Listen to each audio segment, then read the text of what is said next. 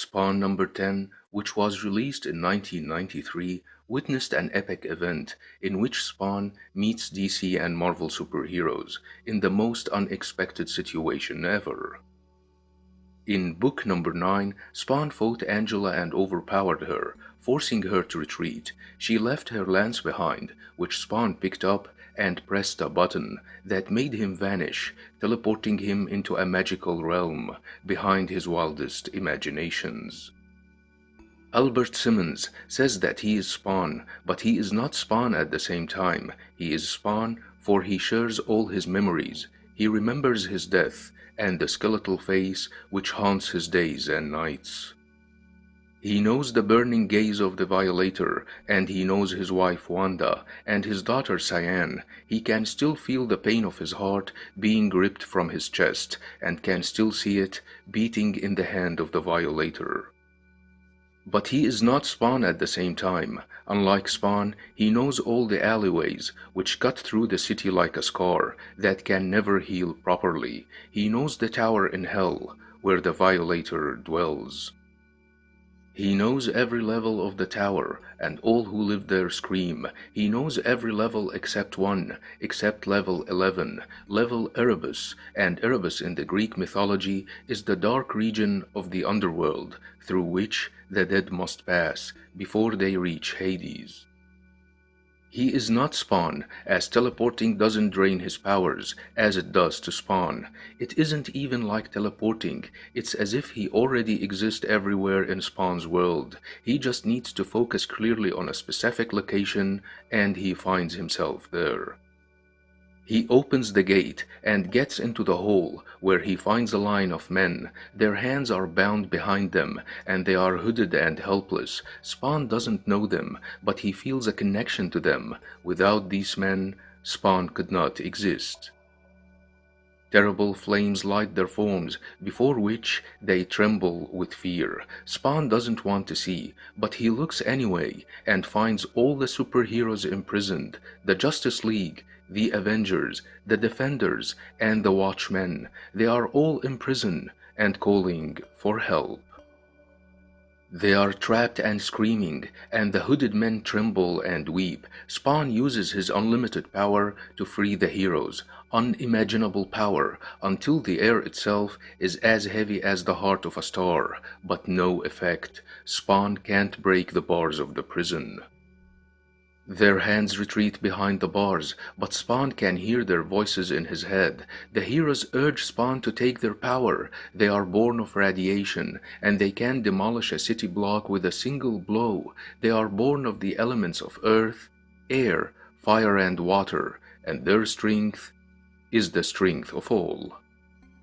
And then he hears the voice of Superman, which is filled with hope and great caring. Superman tells Spawn that his planet exploded and he was sent to Earth as an infant. He also urges Spawn to take his power.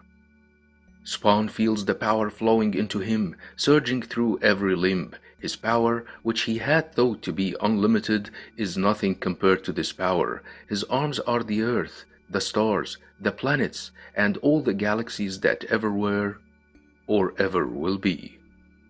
All the power is concentrated in the tips of his fingers, and he strikes, but no effect. He sees a woman's figure with the violator's head, blindfolded and holding a set of scales. In one of the pans, all the wealth of the world, while in the other, a black heart, awash in tears.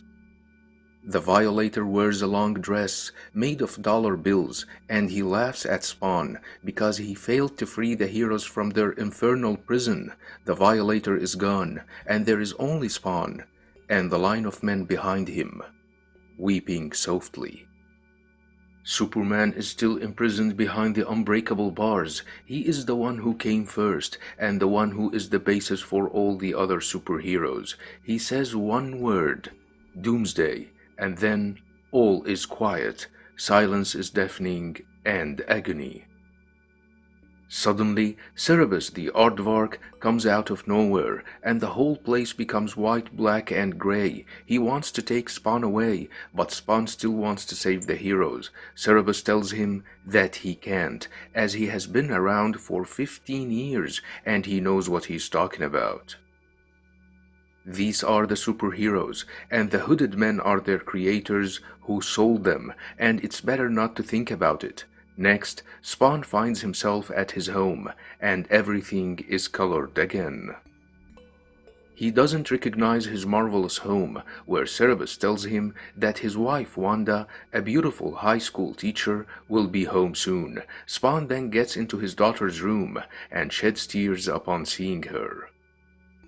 He can't believe his eyes and carries the baby in joy. Cerebus tells Spawn that his creator is still with him and did not sell him the way other creators did. Spawn doesn't remember his daughter's name, but Cerebus tells him that her name is Cyan. Spawn tells Cerebus that this is like a wonderful dream and asks him to stay, but Cerebus receives a phone call and tells Spawn that he has to go and tells him to say hi to Wanda before teleporting away. Wanda then comes back home and she is not surprised to see Spawn around. Spawn tells Wanda that he had a bad dream, but it's better not to think about it. The idea of the bound heroes and the blindfolded creators is a swipe against big-name comic publishing, where creators must sign over the rights of their creations to the company. Image Comics, however, allowed the creators to maintain the rights of their characters. I've reviewed this book before, but thought it would be nice to check it again for those who have recently joined the channel. Hope you liked the video.